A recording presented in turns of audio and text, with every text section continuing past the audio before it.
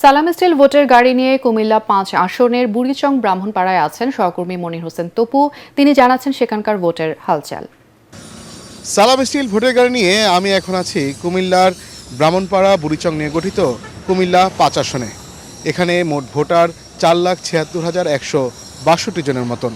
তবে এখানে বর্তমানে এই কুমিল্লা ক্যান্টনমেন্ট হয়ে যে সড়কটি ব্রাহ্মণবাড়িয়া হয়ে সিলেটে গিয়েছে, এটি দুই লেনের এই সড়ক হওয়ার কারণে এখানে প্রায় সময় তীব্র যানজট এবং নানা ধরনের দুর্ঘটনার কবলে পড়ে যানবাহন।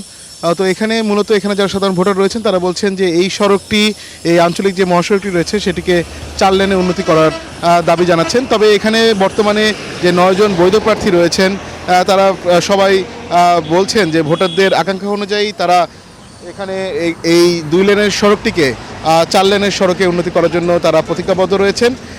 সেভাবে তারা কাজ করছেন। এখানে মূলত বিএনপি এবং জামাতের যে দুজন প্রার্থী রয়েছেন তাদের মধ্যেই হাড্ডাহাড্ডি লড়াই হওয়ার সম্ভাবনা রয়েছে বলছেন সাধারণ ভোটাররা। জি, সালাম স্টিল ভোটার গাড়ি নিয়ে এই ছিল আমার কাছে সবশেষ খবর।